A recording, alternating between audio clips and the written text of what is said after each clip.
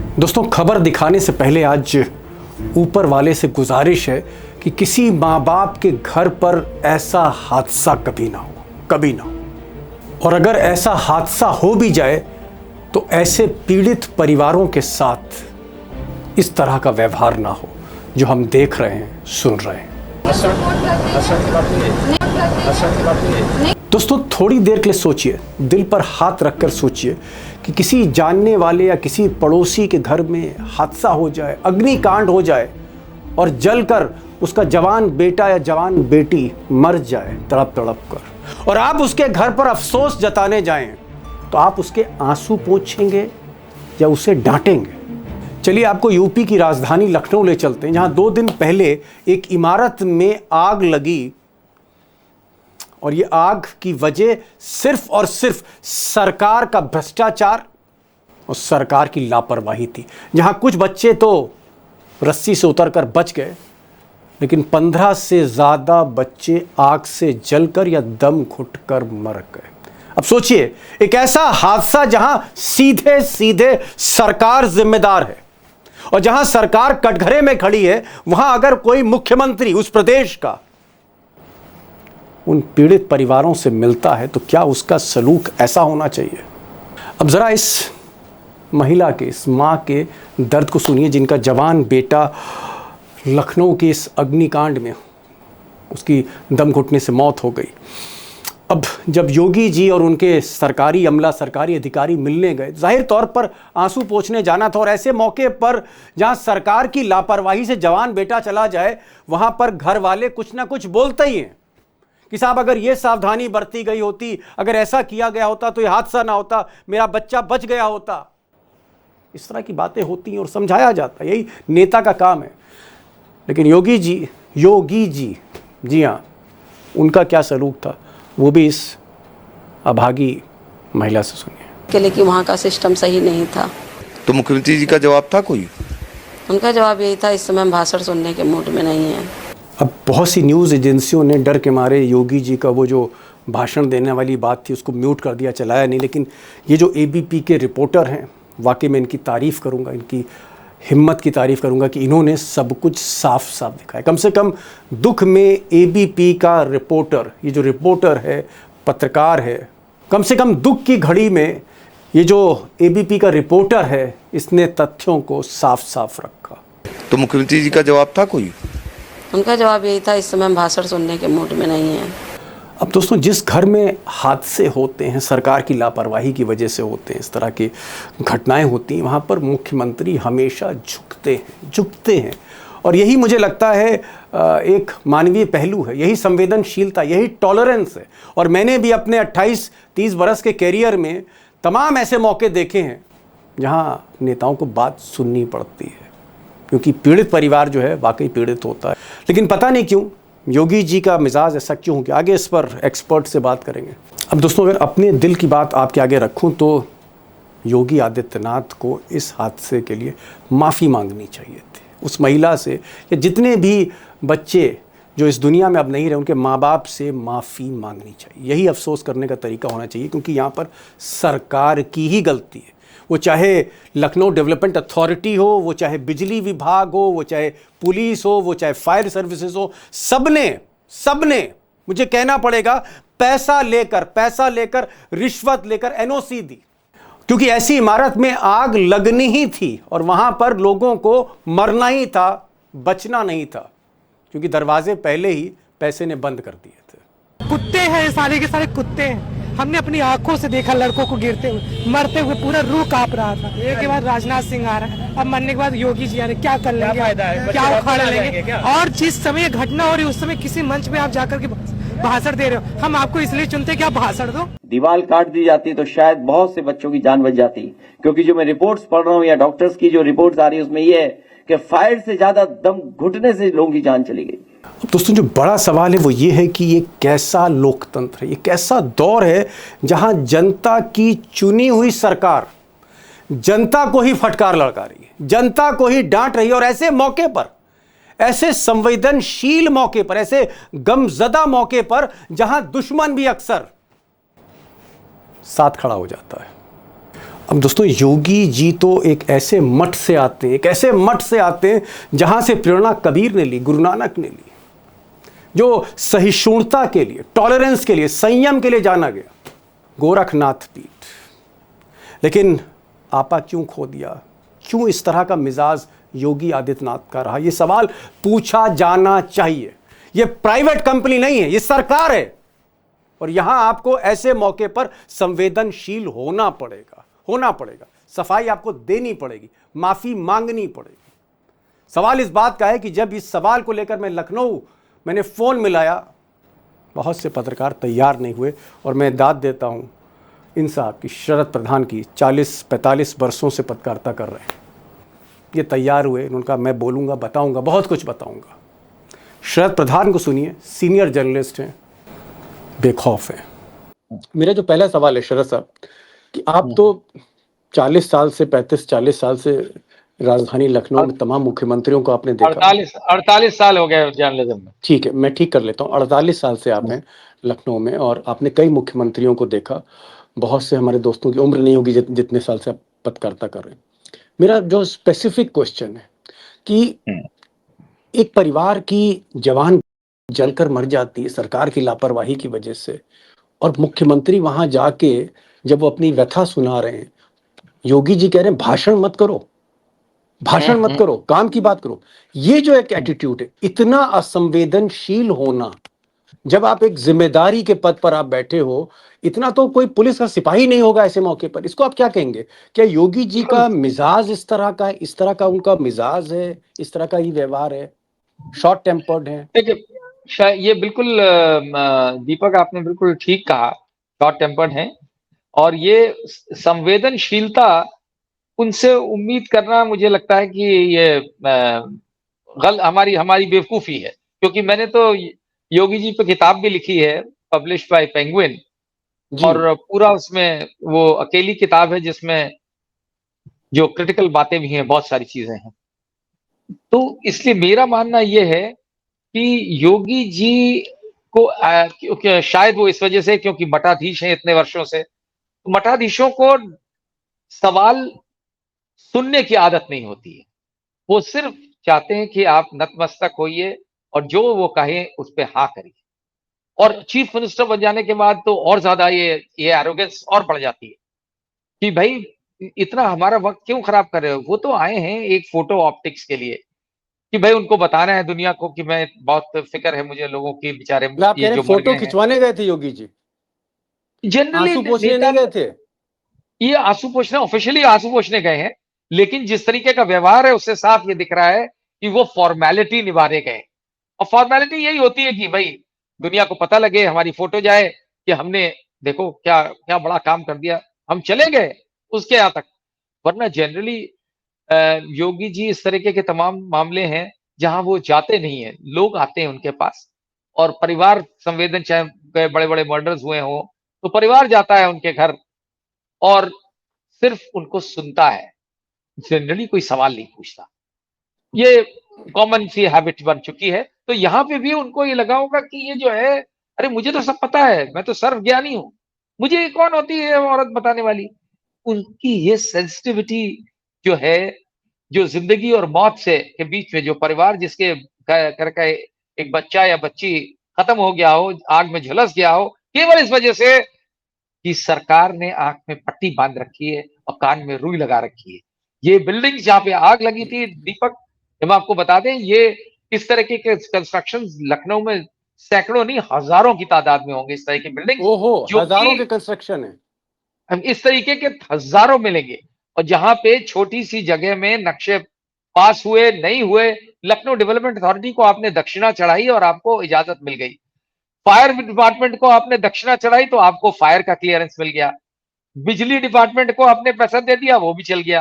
फिर medical department, अगर अस्पताल है तो मेडिकल डिपार्टमेंट में भी, नर्सिंग तो होम, जी हाँ, नर्सिंग होम। तो ऐसे में उनको पूरी छूट है, जितने नाजायज काम करने हो, जितने भी लॉज वायलेट करने हो, उन सब वायलेट करने की एक फीस है। आजकल थोड़ा रेट बढ़ गया जी, पिछले कुछ सालों से ज्यादा रेट बढ़ गया, पहले भी होता था लेकिन अब रेट ज्यादा बढ़ गया। तो इसमें क्या होता है कि आप देखेंगे कि सबसे पहले उठा के बिल्डर को बंद कर देते हैं। अच्छा है, बिल्डर को तो बंद करना ही चाहिए, लेकिन साथ साथ वो लोग जिन्होंने वो बिल्डिंग बनवाने में मदद करी और इतने वर्षों तक जब से वो बिल्डिंग कायम थी, उस पे अपने आंख पे पट्टी बांधे रहे, हफ्ता लेते रहे वहां के बिल्डर से और चालू करते रहे। किसी को दिखता नहीं है, दिखता तभी जब मौतें हो जाती हैं, और मौतों के थोड़े दिन बाद सब फिर भूल जाते हैं, फिर नए नए सिरे से और बिल्डिंगें बनती हैं। तो क्या ये अगर जी, क्या मैं पूछ सकता हूँ कि ये जो आप कह रहे हैं कि बिल्डिंग का नक्शा पास नहीं होता है, बिजली विभाग पैसा दे देता है, को पैसा पकड़ा दीजिए तो वो क्लियर कर देता है, लखनऊ डेवलपमेंट अथॉरिटी को आप पैसा दे दीजिए तो वो नक्शा पास कर देता है, सब कुछ नक्शा पैसा ना दे भी के पास हो रिश्वत। तो परमिशन दे देता है, सब कुछ रिश्वत से होता है। फायर ठीक है, डिपार्टमेंट कभी तो क्या आप ये नहीं जो, देखेंगे। हाँ। अगर आप कह रहे हैं हजारों बिल्डिंग हैं और हर हम्म। बिल्डिंग पर इस तरह से पैसा लुटाया जा रहा है, रिश्वत दी जा रही, तो क्या पैसा ऊपर तक पहुंचाया जाता है? भाई जब ये हरकत जिस तरह से होती है, इससे कौन बिलीव भी नहीं करेगा इस बात को कि पैसा ऊपर तक जाता है। मानना पड़ेगा लोगों को। आफ्टर ऑल ये लोगों को दिखता तब तक नहीं दिखता जब तक लोग मर नहीं जाते हैं, तब तक कोई झांक के भी नहीं देखता। बड़े बड़े ऑफिशियल्स या एलडीए के भी बड़े बड़े ऑफिशियल्स गुजरते हैं, वहां के इंजीनियर्स, वो सिर्फ अपना हफ्ता कलेक्ट करते हैं और जहां भी पहुंचाना होता है पहुंचा देते हैं। जी, फायर डिपार्टमेंट को तब होश आता है जब दिल्ली में वो जो आग लगी, उसके बाद यहाँ के जो फायर के चीफ हैं यूपी के, वो फौरन दूसरे दिन निकले और उन्होंने कुछ इस तरीके की छोटी बिल्डिंगों में होटल बने, ये बने, मुआयना वहां किया, नपाई इंस्पेक्शन ना किया। मुआयना किया। और उस वो भी मैं बता रहा हूँ फोटो ऑप्टिक्स, क्योंकि ना उनको नापते हुए दिखाते हुए कि देखिए साहब कितने अलर्ट हैं, उनसे जी, पूछिए कितनों को बंद किया, कितनी बिल्डिंग्स को सील किया। जी, कुछ नहीं। यही प्रॉब्लम ये है कि ये क्रिएटेड है गवर्नमेंट से द्वारा। तो ऐसे ठीक है। में मुख्यमंत्री के सामने कोई अगर रो रहा है तो उनको लगता है कि ये फालतू की बात है, उनको क्या पता नहीं है कि ये सब हो रहा है। आपने सही कहा कि सारी मिली भगत है, बिजली विभाग की, डेवलपमेंट अथॉरिटी की, पुलिस की, फायर सर्विस की, सब पैसा बिल्कुल। देते हैं और अनाप शनाप, हाँ, मैं समझ गया कि सरकार की ही गलती है। अगर सरकार की ही गलती है, सरकार ही अपराधी है, वही कटघरे में खड़ी इन बच्चों की मौत के पीछे, तो कम से कम अगर हम इन बच्चों के जो मर चुके हैं, इस दुनिया में नहीं रहे, उनके अगर हम परिवार में जा रहे हैं, उनके माँ बाप रो रहे हैं, तो वहां तो हमें संवेदनशीलता रखनी चाहिए। मैं इवन बिल्कुल मायावती जिनको अक्खड़ कहा जाता है, उनका मैंने कभी ऐसा बर्ताव नहीं देखा। मुलायम सिंह नहीं ये यादव नहीं का सुना। मैंने कभी ऐसा बर्ताव नहीं देखा। नरेंद्र तिवारी हो, वीर बहादुर सिंह हो, जितने बड़े बड़े मुख्यमंत्री है, मैंने किसी का ऐसा बर्ताव नहीं देखा। क्या आपको हाँ लगता है नहीं, कि योगी जी का ये जो बर्ताव है बहुत ही गलत है, बहुत ही गलत है, और मोदी जी को नहीं, बिल्कुल समझाना चाहिए ये कि भाई ये कैसे योगी कैसे पेश आना चाहिए जो भुक्तभोगी है? ये बात मैंने नहीं देखा। ये बहुत ही कम, देश भर में ऐसे बहुत कम नेता होंगे जो इतने संवेदनशील होंगे कि वो एक घर में जहां मृत्यु हो चुकी है और बुरे सर्कमस्टेंसेस में हुई हो और आपकी सरकार के निग्लेक्ट या भ्रष्टाचार की वजह से हुई है, तो कम से कम जिम्मेदार वहां तो संस्कार है जहां। हाँ, हाँ, मतलब वैसे तो अब आप देख लीजिए कि इसमें अगर एक्शन होना था, इतनी जल्दी योगी जी डिमोलिशन करवाते हैं, बुलडोजर बाबा कहे जाते हैं इसीलिए। कहीं अगर जरा सी गड़बड़ हुई तो खाली बिल्डर नहीं, उसके पूरे खानदान की बिल्डिंगें एक के बाद एक बुलडोजर के नीचे आ जाती हैं। जी, इस केस में उन लोगों को कहीं कुछ लोगों को तो उड़ा करके लादना चाहिए। सुनने में आ रहा है कि भाई कुछ इंजीनियरों पे गाज गिरने वाली है, ये अभी तक गिरी नहीं है। और ये सब क्योंकि इस टाइम दिया जाता है, कौन कहां पे क्या पहुंचाएगा जिससे कि उसका नाम हट जाए उस लिस्ट में, लोग इसमें लगे हुए हैं। और खाली इंजीनियर्स ही नहीं है, इसमें जो IAS officers, PCS officers involve होंगे, उनके खिलाफ जब तक ये एक्शन नहीं होगा और आप डिनायल मोड में रहेंगे कि नहीं नहीं सब कुछ सुचारू रूप से चल रहा है। प्रॉब्लम ये है योगी जी की, वो तो सोचते हैं कि मैंने तो उत्तर प्रदेश में राम राज हिला दिया, तो यहाँ गड़बड़ कैसे हो सकती है, भ्रष्टाचार मुक्त कर दिया, क्राइम मुक्त कर दिया।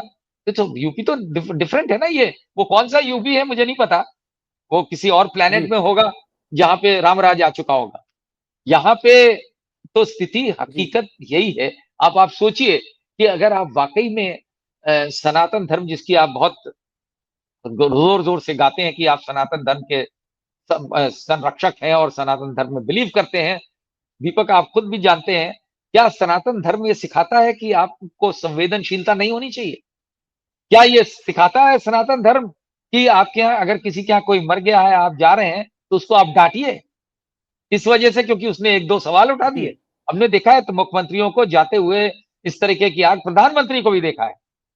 और ऐसे में जाकर के वो कई बार परिवार होते हैं बुरी तरीके से, माँ का बच्चा मर गया तो वो बुरी तरीके से गुस्सा जल करते गया हैं। कुछ गुस्सा करते हैं। कोई नहीं उस पे रिएक्ट, वो केवल बोलते हैं कि नहीं हम आपकी मदद करने आए हैं। ये शांत इस रहें, तरीके शांत का रहें। बर्ताव हम्म। मुझे तो बहुत शॉकिंग लग रहा है कि लेकिन मुझे लगता है पावर के साथ ज्यादा जब पावर आ जाती है तो संवेदनशीलता खत्म हो जाती लेकिन शरद भाई, ये पहला मौका नहीं है। कुशीनगर में जब इसी तरह का हादसा हुआ था, 13 बच्चों की मौत हुई थी, है। हाँ, मौत हुई वहाँ थी। भी मैं वहाँ भी देख रहा हूँ, एक वीडियो वायरल हो रहा है जिसमें योगी जी, भाई भीड़ है, जनता है, बौखलाई है, परेशान है, तो नारे तो लगाएगी, और वहाँ हाँ, पर भी बजाय शांत करने के, अफसोस जताने के, वो माइक पे कह रहे हैं कि भाषण बंद करिए, नौटंकी बंद करिए। तो क्या योगी जी का मिजाज इस तरह का है कि वो सुख और दुख में अंतर नहीं कर पाते? हाँ, मिजाज तो बिल्कुल इसी तरीके का है। और मुझे ताज्जुब इसलिए होता है क्योंकि भाई वो एक ऐसी पीठ के सर्वे सर्वा हैं, योगी हैं, गोरखनाथ पीठ जिन योगी। योगी हैं। और गोरखनाथ पीठ तो इसलिए बनाई गई थी 11वीं शताब्दी में कि वहां पे उन लोगों को एंट्री मिले जिन्हें पंडितों के जो बड़े बड़े मंदिर थे वहां एंट्री नहीं मिलती, छोटी जाति के लोग। इसीलिए बाबा मतलब गोरखनाथ का टॉलरेंस आप कहते हैं टॉलरेंस कि टॉलरेंस सहिष्णुता जबरदस्त। आधार था उसका, बिल्कुल बिल्कुल। गोरखनाथ पीठ का। और बाबा गोरखनाथ के बारे में जितना भी मैंने पढ़ा है, वो उससे ज्यादा मुझे लगता है सेक्युलर टॉलरेंट। माइंडेड, टॉलरेंट व्यक्ति शायद बहुत कम इस तरीके के साधु होंगे। जी। एक उनके आखिरी बारे में कहा क्वेश्चन। जाता है कि कबीर और गुरु नानक ने उनसे इंस्पिरेशन ली। ये क्या बात रिकॉर्डेड है, है। क्या बात है। मतलब जिनसे जिनसे कबीर जैसे सहिष्णु और टॉलरेंट फिगर ने जहां आशीर्वाद और प्रेरणा ली हो, वहां पर गुरु योगी जी नानक जिस ने। पीठ, जी हाँ, जिस पीठ को, हाँ, गुरु नानक जी जिस पीठ को आज उसके उत्तराधिकारी हैं, सहिष्णुता और टॉलरेंस, धीरज, और वो सब उनके उसमें नहीं दिख रहा है, उनके व्यवहार में, उनके मिजाज में नहीं दिख रहा है। खैर, ये तो अब मिजाज की बातें क्या किया जा सकता है, मोदी जी ये क्या जाने, क्या अमित शाह जाने। लेकिन हाँ, ये जरूर है कि बीजेपी में जो भी लाइक माइंडेड लोग होंगे, थोड़े से सहिष्णु होंगे, उनको बुरा जरूर लगा होगा कि मुख्यमंत्री जिनके घर में मौत हो गई, हादसा हो गया, सरकार जिम्मेदार, उनको उल्टा डांट रहे हैं आंसू पोंछने की जगह। एक चीज मजा। आखिरी, अंतिम सवाल मैं देख रहा था, कुछ विजुअल्स देख रहा था कि बच्चे रस्सी से उतर रहे हैं, वहाँ ना पुलिस है, ना वहाँ फायर सर्विस है, पब्लिक ही बच्चों की जान बचा रही है। और जो बच्चे पहले निकल आए, थोड़ी हिम्मत करके रस्सी से उतर आए, उनकी बच गई जान, बाकी सब बेचारे दम घुटने से मर गए। और ये कंप्लेंट है, चश्मदीद जितने भी हैं उनका ये कहना है लोग। कि बहुत देर में फायर सर्विस पहुंची, बहुत देर हाँ, में पुलिस पहुंची। ये तो जो लोग आई विटनेसेस हैं। क्या आप मानते हैं जो कि सरकार की इसमें बहुत बड़ी गलती है, नक्शा पास करने में, एक गलत इमारत को तामीर करवाने में, और जान बचाने के लिए देर से पहुंचने में? सरकार आपको हर जगह गलती पे दिखती है। हर हर स्टेप पे आप देख लीजिए कि किस तरीके से जो रिस्पांस, बड़े डेमोन्स्ट्रेशंस होते हैं कि देखिए क्विक रिस्पांस, हम कितनी तेज रिस्पॉन्ड कर रहे हैं। वो डेमोन्स्ट्रेशन के दिन बहुत बढ़िया लगता है कि वाह 2 मिनट में पहुंच गए। यहाँ पे जो मुझे बताया गया है वो 40-45 मिनट लगे, और 40-45 मिनट जब कोई बिल्डिंग झुलस रही होती है, आप समझ सकते हैं कितनी तेज। और अगर खास शॉर्ट सर्किट से आग निकली है तो विद इन मिनट्स पूरी तरह फैलती है। और ये बच्चे जो उतरते हुए दिख रहे हैं, जो पाइप, ड्रेन पाइप लगा होता है ऊपर से, जी हाँ। किस आप सोचिए कितनी रिस्क लेकर के उस पाइप से पकड़ पड़, कोई बच्चे कोई जिम्नास्ट तो है नहीं, जी। वो उससे उतर रहे हैं। और एक बच्चा तो कूद पड़ा, उसकी काफी चोटें आई हैं, फ्रैक्चर्स हो गए, और पब्लिक उसे उठा करके लेके गई है। उस टाइम आपको एक भी उस विजुअल में आपको जी। एक भी ना पुलिस वाला दिखेगा ना फायर चलिए, वाला दिखेगा। ये लोग जब जो तक काम, पहुंचे हैं तब तक काफी जी, नुकसान हो चुका था। और जब तक ये होता रहेगा आगे, जब तक वो लोगों को सजा नहीं मिलेगी जो इसको इस जो इसके लिए इन्होंने सिचुएशन एक्चुअल क्रिएट की थी क्रिमिनल, जिससे कि लोग मर, they R G, actual criminals, और एक्चुअल उनको हमेशा क्रिमिनल्स। बचा लिया जाता है। बचा लिया था। हमेशा जो असली गुनहगार होते हैं वो चेहरे जो सरकार के होते हैं हमेशा छुपा लिए जाते हैं। शरद प्रधान जी वरिष्ठ पत्रकार 48 साल से रिपोर्टिंग कर रहे हैं। 2-3 बातें इन्होंने कही हैं कि भाई एक अजीब मिजाज है योगी आदित्यनाथ का। ऐसा इन्होंने कोई मुख्यमंत्री देखा नहीं जो ऐसे मामले में जहां मौत घर में हो रही हो, सरकार जिम्मेदार हो और वो डांट रहे हों बजाय आंसू पोंछने के। मैं तो सिर्फ इतना कहूंगा कि शायद योगी आदित्यनाथ इस वीडियो को देखें, जो वीडियो वायरल हो रहे हैं जहां वो डांट रहे हैं उसको देखें, या पहले के अपने मिजाज को देखें। इस मिजाज को थोड़ा सा बदलने की कोशिश करें, क्योंकि सिर्फ ठोक दो कि कोई अपराधी है, गोली मार के ठोक दो नीति नहीं होनी चाहिए। पोंछ दो, आंसू पोंछ दो, ये भी नीति होनी चाहिए। बहुत बहुत शुक्रिया शरद प्रधान साहब, आप आए इस प्रोग्राम में। Thank you so much for joining this programme.